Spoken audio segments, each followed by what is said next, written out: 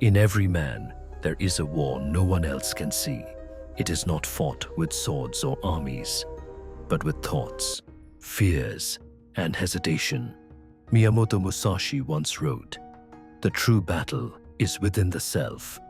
He was not speaking of enemies or rivals, but of the inner voice that weakens the warrior before a single strike is made. The weak mind seeks comfort. It clings to fear, feeds on distraction, and bows before the weight of its own doubt. But the strong mind, forged through silence and discipline, learns to stand alone, unmoved, clear, and unbreakable. This is not motivation. This is war, an ancient one, fought in stillness every single day. Through the Musashi Code, we walk the path of destruction, not of others, but of the illusions that enslave us. We will face the ego, the fear, the noise, and burn them in the fire of awareness. For only when the weak mind dies, the warrior within can finally awaken. Chapter 1. The Shadow Within, Part 1.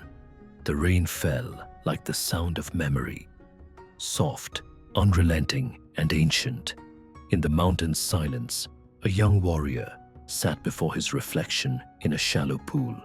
The water trembled, just as his heart did. He had come seeking mastery, strength, glory, the title of warrior. But what he found instead was noise, not from the world, from within. His mind was a battlefield of whispers. You're not ready. You're not enough. You'll fail like the rest. Each thought was a blade, invisible, but cutting deep. And for the first time, he understood what his teacher meant when he said, "Before you lift the sword, silence the noise within." The teacher, an old monk with eyes like still water, watched from beneath a cedar tree. He had seen many come here seeking strength. Few ever stayed long enough to find truth. "Why do you tremble?" the monk asked. The young man hesitated. "Because I'm afraid to fail." The monk's gaze did not soften. "You fear not failure, but reflection." He gestured toward the pool. "Look deeper." "Who is your enemy?" The warrior stared into the dark surface. His own eyes stared back, uncertain, restless. "I see myself." "Then that," the monk said, "is where the true battle begins." Days passed. The monk gave no sword, no armor, no training drills, only silence. Each dawn, the warrior would sit before the pool, surrounded by mist, and breathe. 10 breaths in, 10 breaths out. But the mind refused to be tamed. Thoughts surged like waves. Memories of failure, dreams of glory, the ache of comparison. He tried to push them away, to fight them, to silence them with force. But the more he fought, the louder they grew. One morning, in frustration, he cried out, "I cannot stop them." The monk appeared beside him, calm as ever. "You do not stop the storm," he said. "You stand within it." He placed a stone into the water. Ripples spread outward. This is your mind when you resist. The ripples of thought will never cease if you keep throwing stones. Then what must I do? The monk smiled faintly. Stop throwing. That night, the warrior sat again, this time without fighting. The thoughts still came, but he did not chase them. He watched. He breathed. He stayed. Slowly the ripples softened. The noise faded. The pool and his mind began to still. For the first time, he glimpsed something beneath the surface, a deeper presence, untouched by chaos. It was not silence from absence, but silence from awareness. And in that silence, he felt strength. He realized then, the mind's noise was not the enemy. His reaction to it was. The monk's voice returned, echoing softly in his mind. Awareness is the first weapon in the inner war. The warrior opened his eyes to the dawn. The mist parted, the forest breathed, and though he had not yet lifted a blade, he had taken his first step onto the path. Chapter 1. The Shadow Within, Part 2. The morning fog hung low in the valley, a living breath that swallowed the trees. The young warrior sat motionless, his back straight, his eyes closed. Silence pressed around him like a weight. But within that silence, something began to stir. Not the chatter of thought, that was fading, but a deeper unease, a fear that rose not from the mind, but from the soul. It was the fear of stillness, for in stillness there was no distraction to hide behind, no task, no movement, no sound, only the raw mirror of the self, unguarded, unmasked, undeniable. The monk approached quietly, his footsteps soft upon the wet earth. "Your breathing has steadied," he said, "but your heart is still at war." The young man nodded. "When the world goes quiet, I begin to feel everything I've avoided." "That," the monk replied, "is why most never find peace. They mistake stillness for emptiness." He lowered himself beside the student. "But silence is not the absence of life. It is the space in which life reveals itself." The warrior's brow furrowed. "Then why does it hurt?" "Because the mind resists exposure," the monk said. "It fears to see what it has built. The layers of lies, the masks of control, the stories you tell yourself to survive. Stillness burns those away. For the next 7 days, the warrior was forbidden to speak. His only task, watch the breath. He did so until time itself dissolved. Day and night blurred into one long meditation, broken only by the rhythm of breath, heartbeat, and the sound of wind whispering through bamboo. At first came restlessness, the mind clawing for movement, then boredom, the ego craving identity, and finally, the truth.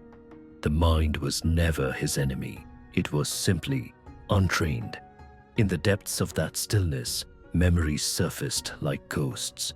His failures, his father's silence, the moments he had doubted his worth. Each appeared not to punish, but to be seen. And as they were seen, they lost their weight. The warrior began to understand. Awareness was not resistance. It was release. When the monk returned, he found the young man seated beneath a cedar, eyes open, body unmoving. The old man studied him for a long while before speaking. "You have seen your shadow," he said. "What did you learn?" The warrior's voice was calm, almost reverent. "I learned that the enemy within is not evil, only unseen." The monk nodded once. "Good. Then you are ready to meet the next one." "Who?" the warrior asked. The monk turned toward the east, where the sun broke through the mist, painting the horizon in gold. "The most persuasive of them all," he said. "Fear." The warrior bowed his head. The first war had begun, not of muscle, but of mind. He had glimpsed the shadow within and survived its silence. But fear would not whisper. It would roar. Chapter 2. The Noise of Fear, Part 1. The monk led the young warrior down a narrow path through the cedar forest. The air was sharp, carrying the scent of pine and rain-soaked earth. No birds sang. The world seemed to hold its breath.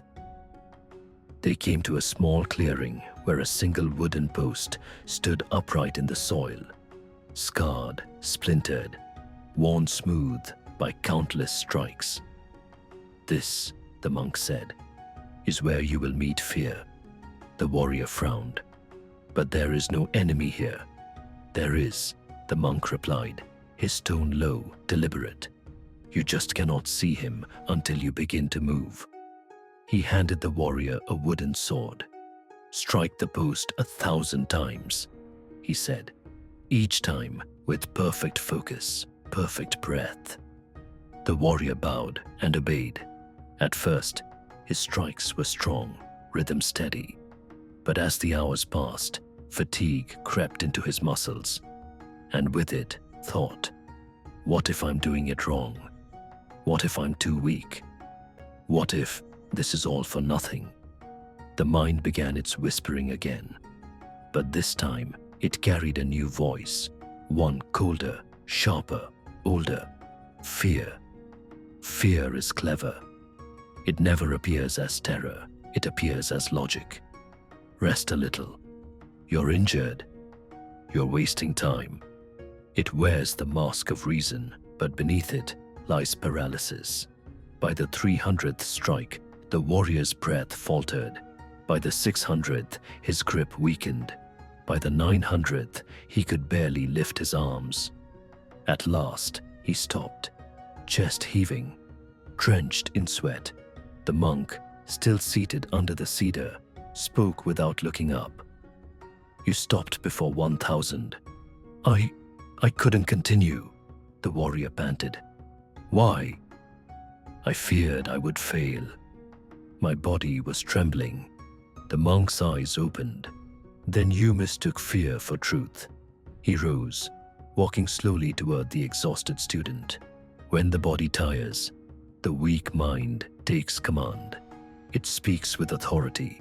It will tell you why you must stop, and it will sound convincing. The monk's gaze was steady. "But remember, fear does not shout. It whispers, so you believe it is your own voice." That night, the warrior could not sleep. Each breath carried the echo of the monk's words. Fear does not shout. He thought of every battle he had abandoned before it began, every promise he had broken in silence, not because the world stopped him, but because fear did. He rose before dawn and returned to the clearing. The monk was already there, meditating. Without a word, the warrior lifted the sword and began again. The first 100 strikes were smooth, controlled, the next 100 heavy but disciplined. Then came the shaking, the voice, the doubt. But this time, he did not listen. Each time fear whispered, he struck again. Each time it argued, he breathed deeper. Each time it tried to reason, he smiled. When the 1,000th strike landed, the monk opened his eyes. The sound echoed like thunder in the valley. The warrior stood motionless, breath slow, gaze steady. The monk said nothing for a long time. Then, "You did not destroy fear. You observed it and chose otherwise." The young man nodded. "It was always there, but it no longer commands me." The monk smiled faintly. "Good, for fear is a loyal servant, but a ruthless master. Learn to see it, and it will guide you. Obey it, and it will cage you." The warrior looked toward the horizon. The sun rising, silent and golden. For the first time, fear felt smaller than the dawn. Chapter 2. The Noise of Fear, Part 2. Days passed, and the warrior's body adapted to the rhythm of exhaustion. His hands bled, his shoulders ached, yet his heart grew quieter. The monk watched from a distance, never interrupting, never encouraging, only observing. When the strikes became soundless and the breath steady as wind, the monk finally spoke. "You have met fear," he said, "but you have not yet understood it." The warrior bowed. "Then teach me, master. What is fear, if not weakness?" The monk smiled faintly. "Fear is not weakness. It is memory." He led the warrior to a small waterfall deep in the forest. The water struck the rocks below with relentless rhythm. the sound filling the air like 1,000 drums. The monk gestured to the edge. "Sit." The warrior obeyed. "Close your eyes," said the monk. "Now listen, not to the water, but to the mind beneath it." At first, the warrior heard only the roar of the falls, but soon, beneath the crashing rhythm, came something subtler, the trembling pulse of thought. What if I fall? What if I fail again? What if I am not enough? The monk spoke softly. That voice was born long before you became a warrior. It is the child within you, still frightened of the dark. You've been fighting him instead of understanding him. Fear, the monk said, is not an enemy to destroy. It is a messenger. It shows you where you are still fragile. It points toward the edge of your limits and dares you to cross. The warrior opened his eyes, water misting his face. "So, I must listen to fear." "Listen," the monk replied, "but do not obey." He dipped his hand into the rushing water. The warrior who tries to silence fear drowns in it, but the one who breathes through fear becomes the current. That night, the warrior meditated beside the stream. He remembered the trembling before each battle, the tightening in his chest, the endless hesitation. Now he understood. Fear was not his enemy, it was his teacher. When dawn broke, the monk found him still seated, unmoving. There was something different in his eyes, not defiance, but calm awareness. The monk nodded approvingly. "You are learning the way of stillness within motion. The Musashi Code begins not with conquest, but with clarity." The warrior bowed deeply. "I see now. Fear will always walk beside me." "Yes," said the monk, "but now it walks behind you." As they began their journey back down the mountain, the path was steep and slick from rain. The warrior stumbled once, but did not tense. He simply adjusted his stance and continued. The monk said nothing, but his silence carried pride. Fear had been transformed from a voice of paralysis into a guide for presence. The young warrior had learned that mastery is not the absence of fear, but the ability to walk with it, step by step, without losing balance. And so, their path led upward again, toward a place where fear no longer ruled, but where another subtler enemy waited: comfort. Chapter 3: The Death of Comfort. Part 1. Snow began to fall as they ascended the higher paths of the mountain. The air grew thin, the silence heavier. The warrior's breath turned to mist, his steps slower, his mind caught between endurance and surrender. For days, they walked with little food, little rest. Each night, they slept beneath open skies. No fire, no shelter, only the whisper of the wind against their robes. The monk said little, but his eyes spoke volumes. This was not punishment, it was purification. When they reached a barren plateau, the monk stopped. "This," he said, "is where you will live until the snow melts." The warrior looked around. No hut, no warmth, only stone and ice. "How long will that take?" The monk closed his eyes. "Long enough for your comfort to die." He handed the warrior a wooden bowl and a dull knife. "Find your food. Build your shelter, but do not seek ease. Ease is the first chain of the weak mind." Then, without another word, the monk turned and descended the mountain, leaving the warrior alone with the cold. The first night was merciless. The wind howled through the rocks like ghosts of forgotten soldiers. Each breath stung, each movement burned. The warrior tried to build a fire, but the wood was too wet. He tried to meditate, But the shivering broke his focus. His thoughts turned dark. Why would the master leave me here? How does freezing make me stronger? This isn't training. It's torture. The voice of the weak mind returned. Soft, seductive, logical. You've trained enough. You've earned rest. He almost believed it. Almost. But then he remembered the monk's words. Ease is the first chain of the weak mind. He looked at his trembling hands and whispered, "Then let the chains break here." At dawn, he began to work. He gathered stones to form a crude shelter. He melted snow for water, using the heat of his own breath and friction. He hunted small game with traps he carved from branches and patience. Every action was deliberate. Every failure, a lesson. Days turned into weeks. The body suffered, but the mind grew sharper, quieter.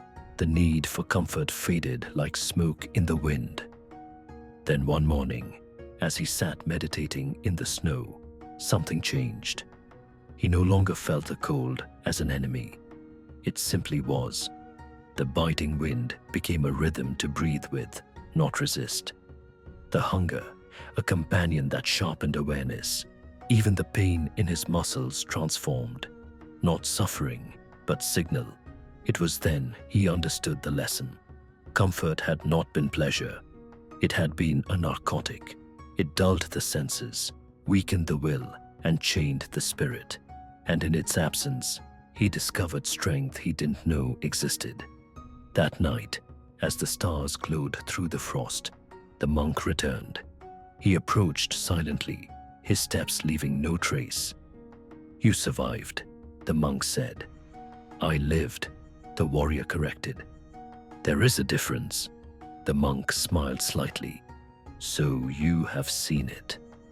"Yes," the warrior replied, eyes reflecting the fireless cold. "Comfort is not safety. It is the slow death of purpose." The monk nodded. "Good. When comfort dies, discipline is born." Chapter 3. The Death of Comfort, Part 2. The snow began to melt, dripping from the stone edges of the plateau, like slow tears of winter giving way to spring. The warrior stood up on the ridge, body lean, eyes calm, breath steady, like a flame that no longer flickered in the wind. The monk returned each morning to observe him in silence.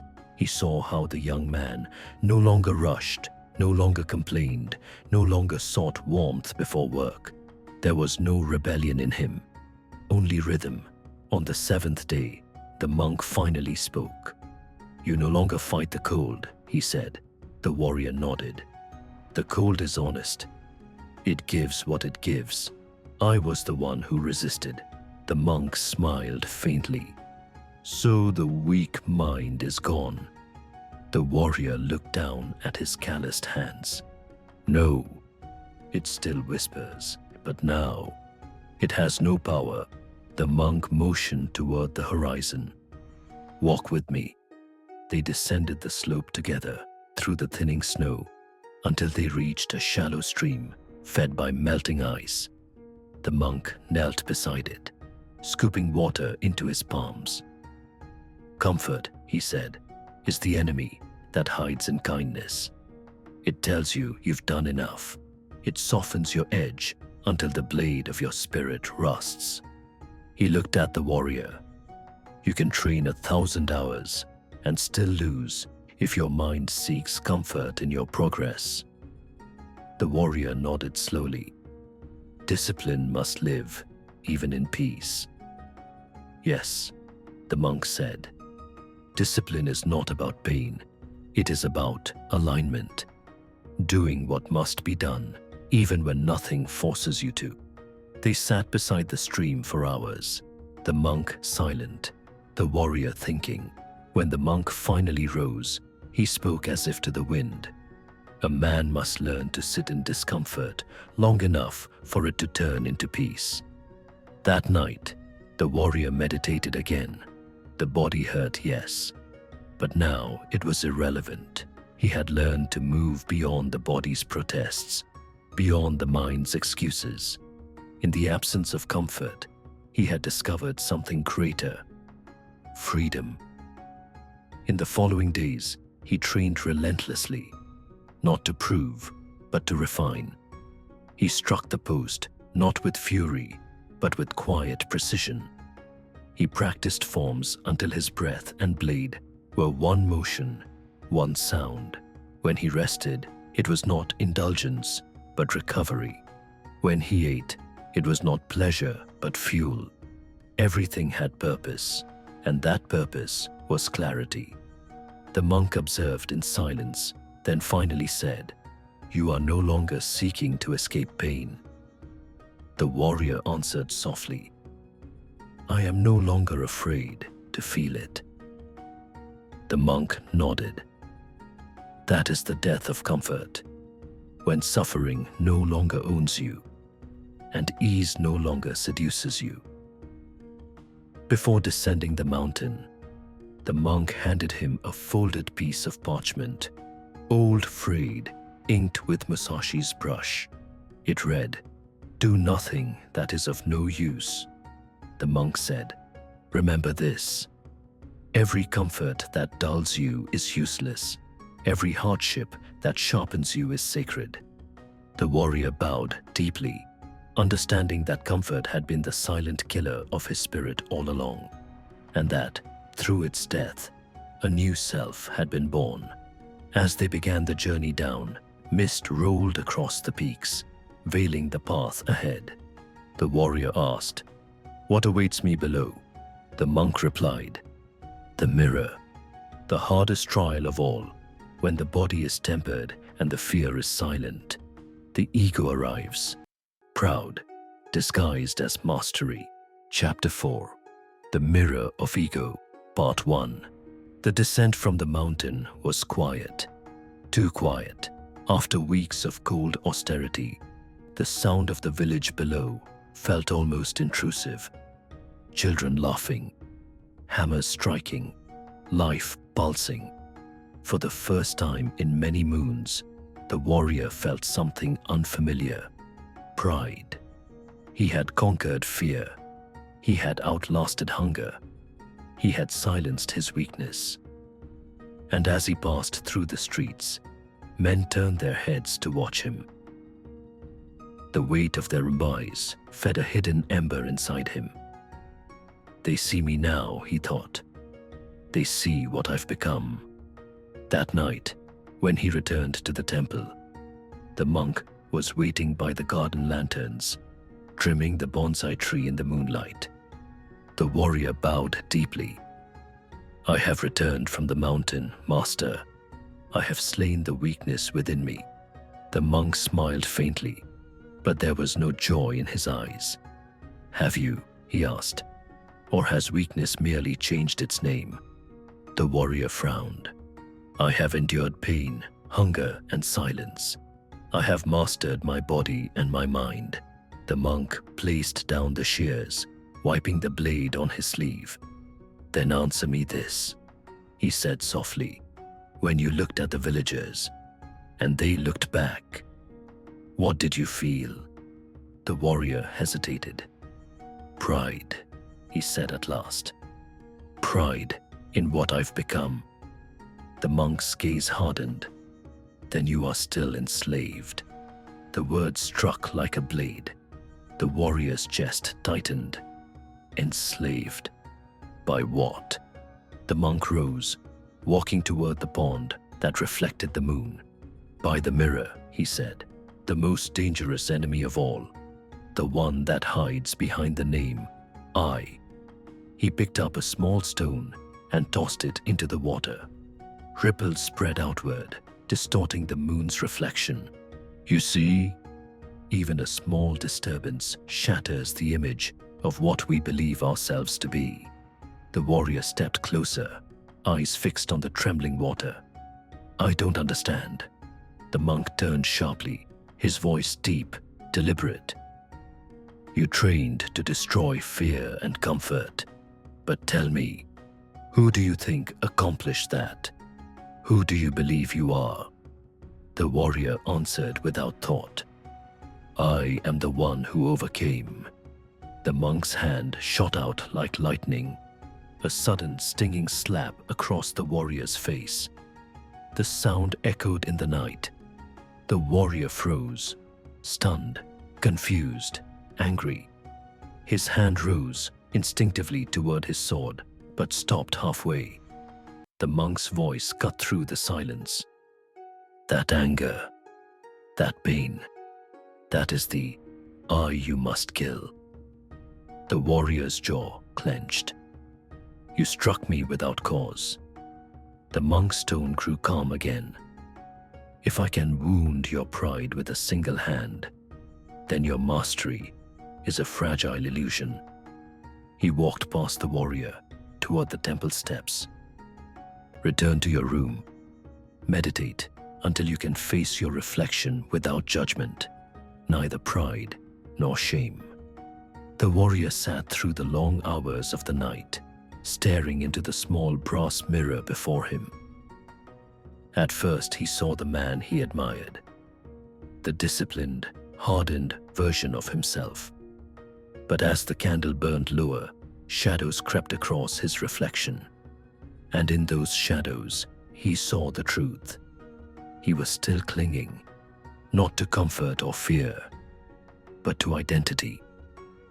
He whispered to the flame, "Even the image of strength becomes a prison."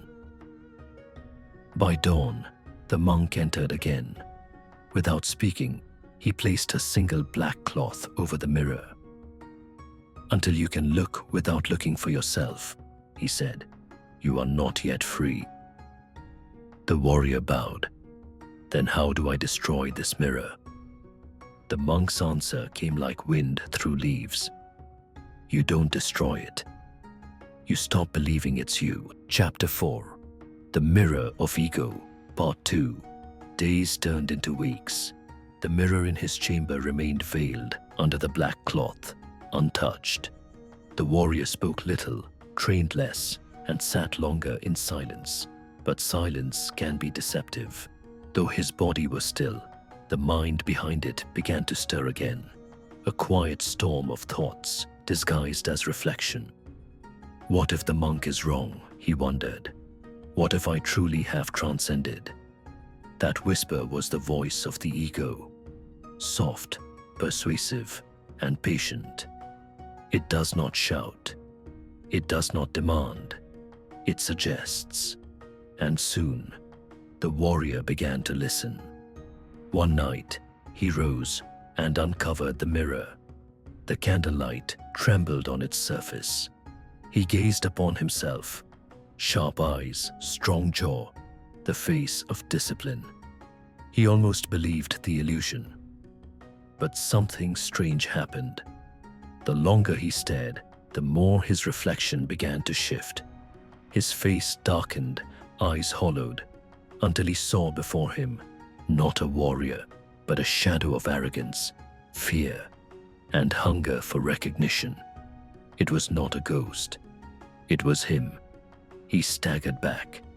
The candle fell, sputtering against the floor, smoke curling into the air like spirit breath. In that dim haze, the door opened. The monk entered. He had been watching. "So," the monk said quietly, "you finally met the true enemy." The warrior bowed his head. "I thought I had destroyed the weak mind, but it was hiding behind pride." The monk nodded. The ego wears many masks: strength, wisdom, even humility. It feeds on identity. As long as you call yourself anything, it survives. The warrior frowned.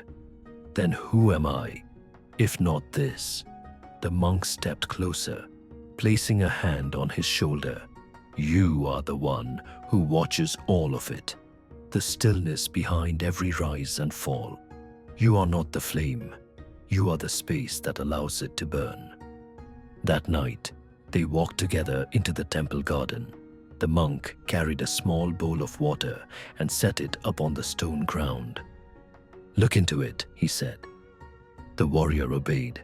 He saw his reflection again, faint, quivering under the moonlight. The monk suddenly tipped the bowl over. Water spilled, and the reflection vanished. "Did you die?"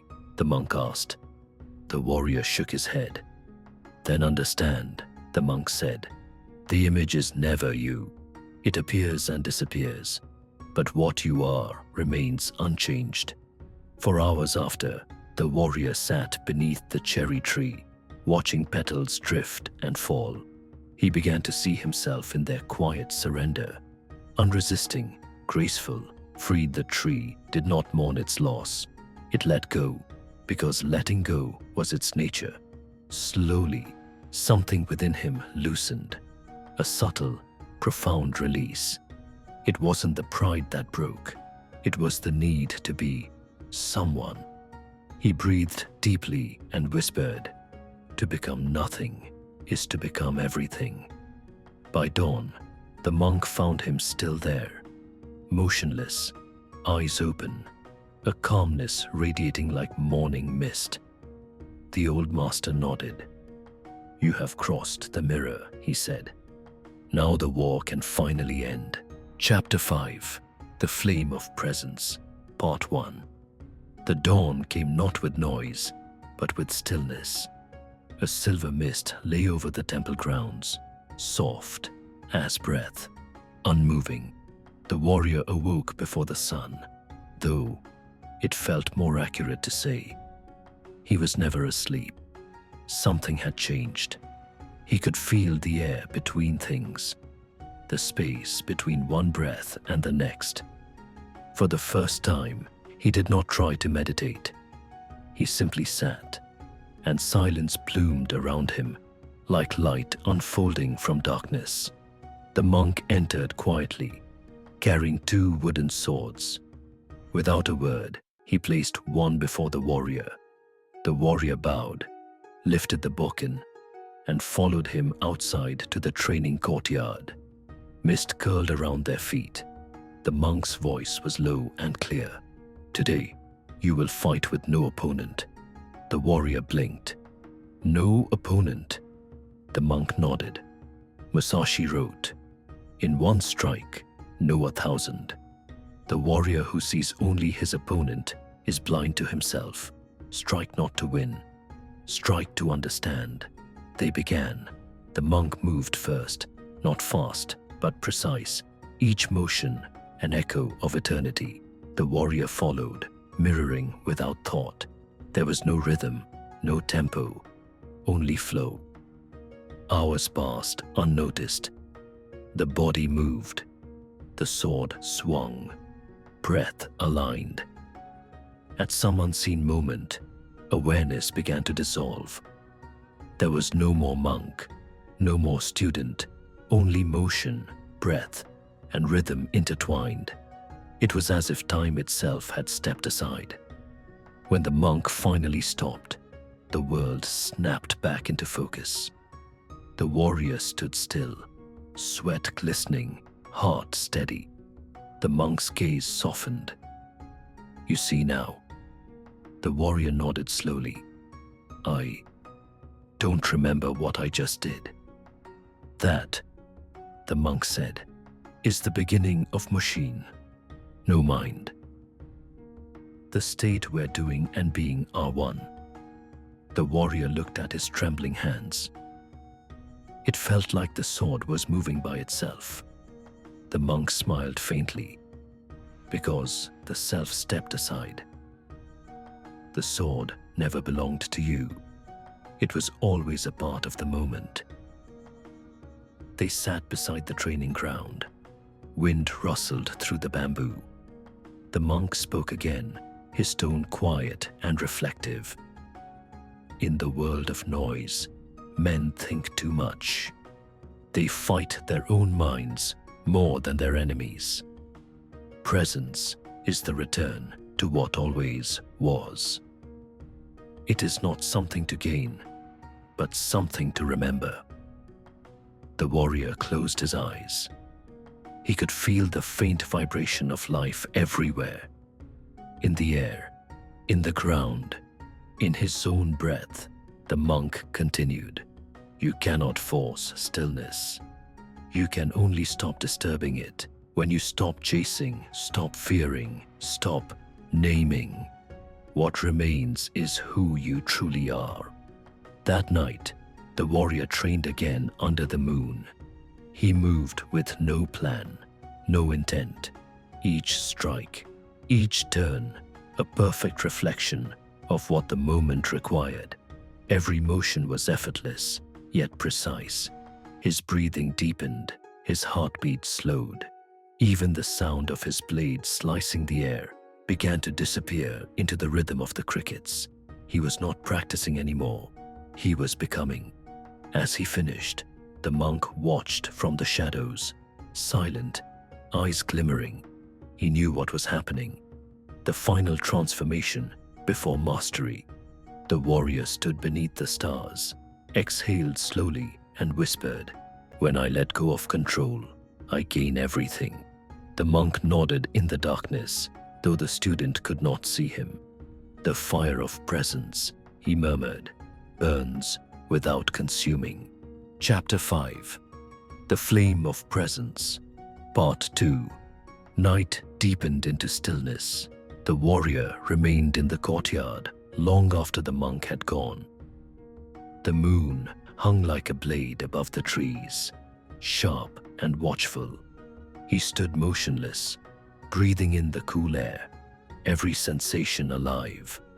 The scent of pine, the rhythm of his pulse, the whisper of wind brushing against his cheek. There was no boundary between him and the world. In that silence, he began to feel something sacred.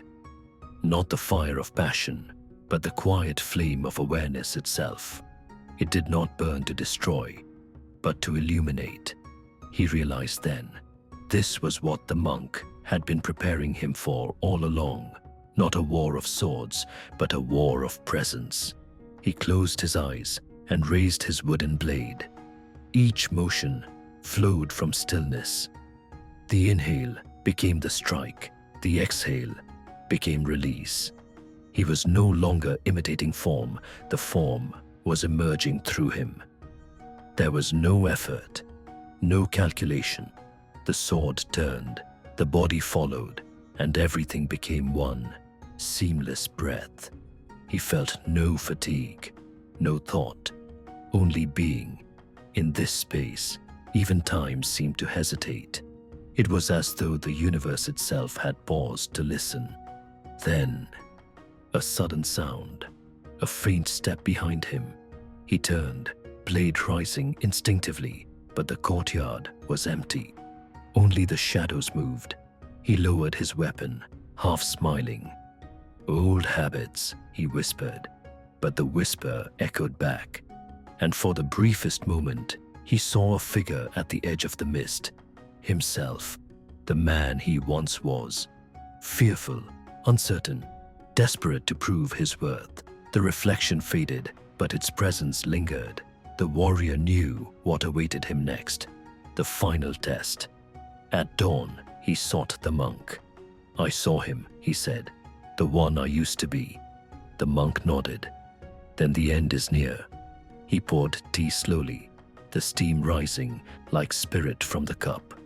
"Do not mistake machine for the end of struggle," he warned. "It is the beginning of true awareness. You have calmed the waters, but the old self will try to rise once more." The warrior listened in silence. The monk continued, "When that shadow returns, do not fight it. Do not fear it. Meet it with clarity, for the weak mind dies not through battle, but through understanding." That evening, the warrior returned to the courtyard. He laid his sword before him and bowed to the ground. Then he sat, perfectly still, waiting for the past to appear. It came as all ghosts do, through memory. Moments of shame, of anger, of pride, all flickering across his awareness like storm clouds over still water. But now, he did not flinch. He watched them pass. The fire of presence burned quietly within him, dissolving every shadow that touched it. He realized that awareness alone was the blade, sharper than any steel. When he opened his eyes again, the night had deepened into perfect silence. The monk stood nearby, unseen but present. The warrior whispered, "The war within me is fading. Only stillness remains." The monk bowed his head. "Then you are ready for the final duel. The death of the weak mind." Chapter 6. The Death of the Weak Mind, Part 1. Dawn arrived like a whisper over the mountains. The courtyard was shrouded in silver mist, every stone glistening with dew. The air carried the quiet weight of inevitability, the kind of silence that comes before storms or revelations. The warrior stood barefoot, his sword resting against his leg. His robe was plain, his hair tied back. He had not eaten or spoken in 2 days. The monk had said only this: "When the shadow returns, do not resist. Face it with eyes open now." As the first light broke through the trees, he felt it. A stirring deep within, a cold presence rising like smoke from the past. He exhaled, and the other appeared. It stood across the courtyard, the reflection of his former self. The boy who had once trembled before every challenge, sought comfort in excuses, and measured his worth through others' eyes. The weak mind, embodied in flesh and breath. But this was no illusion. Every fear, every hesitation, every unhealed wound had gathered form before him. It looked exactly like him, but its eyes were restless, clouded, fragile. "Why do you fight me?" The shadow spoke softly. "I am you. I kept you safe when the world sought to break you." The warrior said nothing. He only drew his sword slowly, reverently, as if preparing not for violence, but for truth. The shadow laughed. "You think silence makes you strong. You've become nothing but emptiness." The words echoed, sharp as steel. But the warrior did not move. His eyes were still, his breath deep, his heart silent. In that stillness, he realized the shadow was not an enemy. It was memory. A collection of fears replaying themselves, demanding attention. And Musashi's words returned to him. "Do nothing that is of no use." So he did not reply. He stepped forward. One step, then another. Each footfall echoed across the stones, like the sumanta, toll of an ancient bell. The shadow moved too, erratic, defensive, trembling. Every strike it made was desperate, fueled by fear of disappearing. Its sword clashed with his, ringing through the morning air. But there was no anger in the warrior's movements, no struggle, only precision. With every block, he saw through it. Its anger, its pride, its weakness. It wasn't fighting for victory. It was fighting to exist. Then came a pause. Their blades locked. The shadow, panting, whispered, "Without me, you are nothing." The warrior met its gaze, calm, unwavering. "Without you," he said, "I am free." He stepped back, lowered his sword slightly, and the faintest trace of compassion crossed his face. He understood now. The death of the weak mind was not a battle to win. It was a truth to accept. He inhaled once more, slow, silent, deliberate, and on the exhale he moved. One cut, clean, effortless. The blade passed through the illusion without resistance. The shadow dissolved into mist. No scream, no violence, only stillness. The courtyard fell silent once again. The warrior sheathed his sword and looked up at the sky. The sun had risen, and for the first time, it did not blind him. He saw clearly, not as a student, not as a fighter, but as one who had ended his inner war. He whispered, "The weak mind is gone. The path is clear." Chapter 6. The Death of the Weak Mind, Part 2. The sun rose higher, painting the mist in shades of gold. The warrior stood alone, surrounded by the quiet remains of a battle no one would ever see. No blood had been spilled, no enemy defeated. And yet, something within him had died completely. The monk approached, his steps barely touching the earth. He observed the warrior in silence, eyes calm, unreadable. At last, he asked, "What do you feel?" The warrior looked down at his hands. They were steady, empty, light. "Nothing," he said. "And yet, everything." The monk nodded. "Then the war is over." They sat together beneath the cedar tree. The wind moved gently through the branches, carrying the faint scent of morning incense. For a long time, neither spoke. Then the monk said, "You have learned the final truth, the one most fear to face, that the self you spent years defending never truly existed. It was only a shadow of fear." The warrior closed his eyes. He could still feel the echo of his former self, the one who hesitated, who sought comfort, who doubted every step. But now it was distant, like an old dream fading with dawn. The monk continued. Musashi called it killing the self. But it is not death. It is awakening. When the illusion ends, what remains is not emptiness, but peace. The warrior listened. Every word landed like water on parched soil. A flock of cranes crossed the sky. Their movement was slow, graceful, inevitable. Each one in perfect harmony with the others. He realized that the mind he once called strong was only strong in resistance. True strength, he now understood, was absence of resistance. He had been trying to master himself through force. But mastery was not force. It was surrender. It was the courage to let go of everything unnecessary until only the essential remained. He breathed deeply, and for the first time, he didn't feel like he was trying to be present. He was presence itself. The monk rose to his feet. "Come," he said. "You no longer need this place." The warrior followed him down the mountain path. Each step felt lighter than the one before, as though the earth itself had begun to support him. The forest whispered in the language of wind and leaves. Every sound, the crack of branches, the chirp of distant birds, felt like an ancient lesson being spoken again. And within that sacred stillness, the warrior finally understood. The weak mind was never the enemy.